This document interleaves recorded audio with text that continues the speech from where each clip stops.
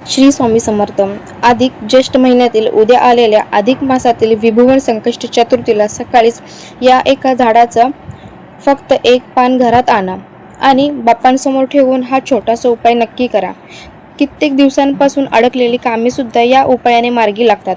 घरातील पैशांची अडचण कमी होते, सतत येणारे अडथळे दूर होतात आणि मनातील एखादी मोठी इच्छा पूर्ण होण्यासाठी मार्ग सुद्धा मोकळे होतो.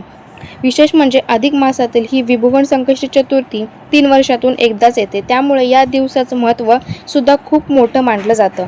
ही माहिती तुम्हाला आवडल्यास आपल्या चॅनलवरती लाईक, कमेंट आणि सबस्क्राईब नक्की करा आणि व्हिडिओ शेवटपर्यंत नक्की बघा.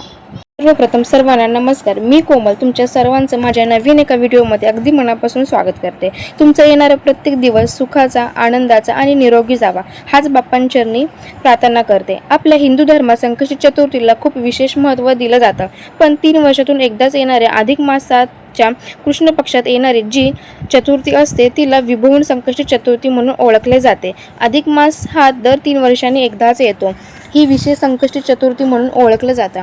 अधिक महिना हा दर 3 वर्षातून एकदाच येतो, त्यामुळे ही संकष्टी चतुर्थी सुद्धा 3 वर्षातून एकदाच येते आणि म्हणूनच या दिवशी केलेले पूजा, जप, सेवा आणि उपाय खूप प्रभावी मानले जातात. अनेक जण या दिवशी उपवास करतात, काही जण फक्त बाप्पांची मनापासून पूजा करतात, पण मनोभावे श्रद्धेने केलेली इच्छा शेवटी सुद्धा या दिवशी मोठी फळ देऊन जाते. आणि यावेळी अधिक मासातच बुधवारच्या दिवशी ही विभुवन संकष्टी चतुर्थी आलेली आहे, त्यामुळे हा योग आणखी शुभ मानला जातो. या दिवशी श्री गणेश तत्व पृथ्वीवर जास्त प्रमाणात कार्यरत असतात असे धर्मग्रंथात सांगितले आहे. म्हणून या दिवशी मनापासून केलेली सेवा आणि प्रार्थना बाप्पांपर्यंत लवकर पोहोचली जाते अशी श्रद्धा आहे. काही वेळा माणूस खूप कष्ट करून देखील दिवसभर धावपळ करत असतो, पण जरी त्याची कामे अडखळतात, पैसा टिकत नाही, घरात शांतता राहत नाही, त्यामुळे एखादी इच्छा पूर्ण होण्यासाठी वर्षानुवर्षे वाट पाहावी लागते. असे का बरं होतं हे कधी तुम्ही जाणून घेतले आहे का? अशा वेळी फक्त मेहनत पुरेशी नसते, त्यासोबत देवाची कृपा आणि नशिबाची साथ सुद्धा सोबत असावी लागते. म्हणूनच अशा पवित्र तिथींना केलेला उपाय, पूजा खूप महत्त्वाचे मानले जाते. तर उद्या सकाळी जो उपाय करायचा आहे तो मी तुम्हाला सांगते. तो खूप सोपा आणि साधा आहे, कोणालाही सहज करता येईल असा छोटासा उपाय आहे. कोणतेही मोठा खर्च देखील आपल्याला या दिवशी करायचा नाही, पण श्रद्धा, विश्वास मात्र मनापासून हवी, कारण श्रद्धेने केलेले कोणतेही छोट्या गोष्टीचं फळ मोठं मिळतं. तर हा उपाय विशेषतः त्यासाठी की ज्यांच्या घरात सतत पैशाची चणचण असते किंवा खूप जास्त प्रमाणात कर्ज वाढत आहे, नोकरीमध्ये अडचणी येत आहेत, ऑफिसमध्ये प्रमोशन होत नाही, लहान मुलांचे अभ्यासात मन लागत नाही, घरात सतत भांडण होतात, अशा सर्व वेळी आपल्यावरती गणपती बाप्पांची कृपा मिळणं खूप गरजेचं असतं. आपले कोणतेही शुभ काम सुरू करण्याआधी आपण प्रथम बाप्पांची पूजा करतो. संकष्टी चतुर्थी ही तर पूर्णपणे बाप्पांना समर्पित तिथी आहे, त्यामुळे या दिवशी मनापासून केलेली प्रार्थना रिकामी जात नाही. त्यामुळे उद्या सकाळी लवकर उठून हा एक छोटासा उपाय करायचा आहे. या उपायासाठी लागणार आहे या एका खास झाडाचं पान. हे झाड बाप्पांना अत्यंत प्रिय मानले जाते. त्या झाडामध्ये दैवी सकारात्मकता ऊर्जा असते. या दिवशी त्या झाडाचे पान आपल्याला घरात आणून बाप्पांसमोर ठेवून हा उपाय करायचा आहे. ते झाड आहे जास्वंदाच्या फुलाचे. विशेष म्हणजे लाल रंगाची फुले येणारे जास्वंद गणपती बाप्पांना अत्यंत प्रिय आहे. लाल रंगाची फुले खूप प्रिय आहेत, म्हणून या झाडाचे पानसुद्धा गणेश पूजेमध्ये शुभ मानले जातं. उद्या सकाळी शक्य असेल तर लवकर ब्रह्ममुहूर्तावर उठून सर्वात आधी आंघोळ करून घ्या. त्यानंतर साधे, स्वच्छ आणि शांत रंगाचे कपडे परिधान करा. नंतर आपल्याला देवघरातील सर्व देवदेवतांची छान पूजा करून घ्या. देवांसमोर धूप, तूप, अगरबत्ती लावून घ्या.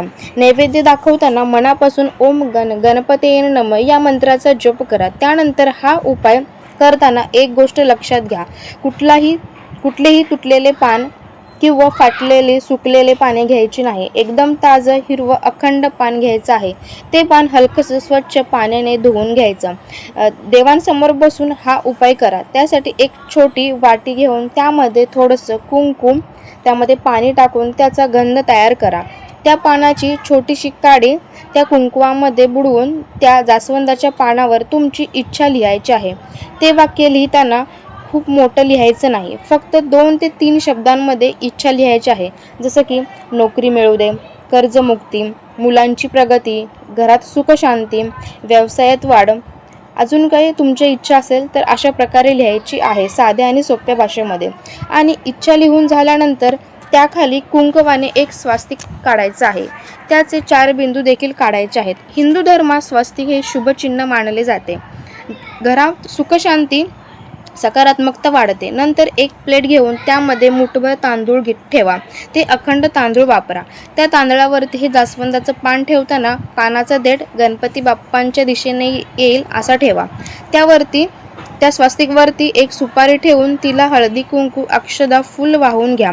त्या पानावरती 21 दुर्वा ठेवायच्या. बाप्पांना दुर्वा अत्यंत प्रिय आहेत. त्यानंतर त्या पानावर लाल रंगाचे एक जास्वंदाचं फूल ठेवा. नंतर उजव्या हातात अक्षदा घेऊन ओम गण गणपते या मंत्राचा 21 वेळा जप करायचा आहे. मनामध्ये बाप्पांचे स्मरण करून तुमची इच्छा बाप्पांना सांगायची आहे. त्यानंतर मंत्र जप झाल्यास त्या अक्षदा सुपारीवरती अर्पण करायच्या आहेत. त्यानंतर शक्य झाल्यास गणपती अथर्वशीर्ष 3 वेळा पठण करा. तेही नाही जमल्यास आपल्याला आपल्या फोनवरती लावून ऐकावे. अशा प्रकारे आपली अडकलेली कामे सुद्धा हळूहळू मार्गी व्हायला लागतात. हा विशेष म्हणजे अधिक मासातील ही विभवन संकष्टी चतुर्थी 3 वर्षातून एकदाच येते. त्यामुळे उद्याचा हा उपाय वाया जाऊ देऊ नका. हा छोटासा उपाय कोणतीही व्यक्ती अगदी सहजपणे करू शकते. त्यामुळे ही माहिती छोटीशी आहे, जास्तीत जास्त लोकांपर्यंत नक्की शेअर करा. आणि आपला व्हिडिओ आवडल्यास व्हिडिओवरती एक लाईक आणि कमेंट नक्की करा. व्हिडिओला सबस्क्राईब करा. धन्यवाद.